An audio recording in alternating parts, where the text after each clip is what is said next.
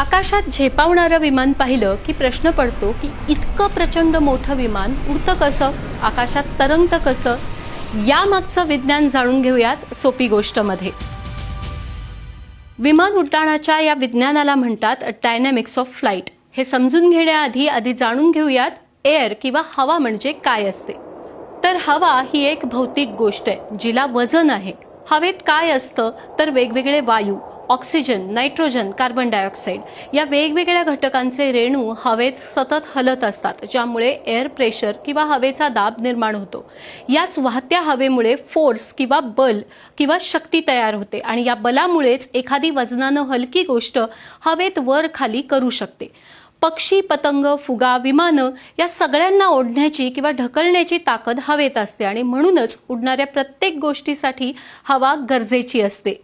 विमानाच्या बाबतीत विमानाचं वजन ही उड्डाणासाठी एक अतिशय महत्त्वाची गोष्ट आहे, कारण या वजनावरतीच अनेक गोष्टी अवलंबून असतात. प्रत्येक एअरक्राफ्टचं मॅक्झिमम टेक ऑफ वेट ठरलेलं असतं. म्हणजे काय तर जास्तीत जास्त किती वजन घेऊन विमान उडू शकतं. यामध्ये विमानाचं वजन, विमानातल्या इंधनाचं वजन, लॅबोरेटरीजमध्ये लागणाऱ्या पाण्याचं वजन, प्रवासी आणि क्रू, त्यांचं सामान, त्यांचं जेवण या सगळ्याचं वजन येतं. बोईंग ड्रीमलायनर 7878चं मॅक्झिमम टेक ऑफ वेट आहे 2,27,950 किलो, म्हणजेच 227.95 मेट्रिक टन.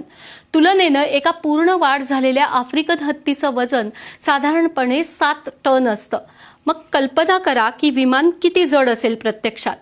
मग एवढं जड असूनही विमान कसं उडतं हे समजून घेण्यासाठी सर आयझॅक न्यूटन यांनी मांडलेले लॉज ऑफ मोशन म्हणजे गतिमानतेचे सिद्धांत महत्त्वाचे आहेत.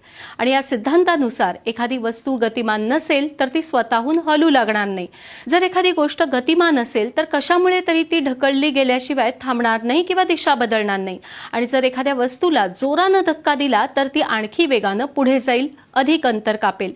त्याशिवाय जेव्हा एखाद्या वस्तूला दाब एका बाजूने ढकलतो तेव्हा तितक्याच प्रमाणात त्या वस्तूवर विरुद्ध दिशेनेही दाब असतो. आता पुन्हा विमानाकडे येऊया.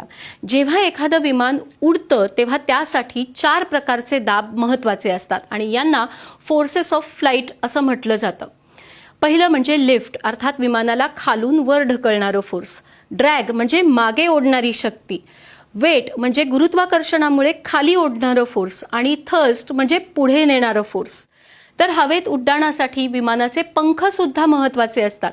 आकाशामध्ये उंचावरती भरारी घेणाऱ्या पक्ष्यांचे पंख तुम्ही नीट पाहिलेत तर त्यामध्ये आणि विमानाच्या पंखांमध्ये साधर्म्य असेल. हे पंख एका बाजूला फुगीर असतात आणि दुसरीकडे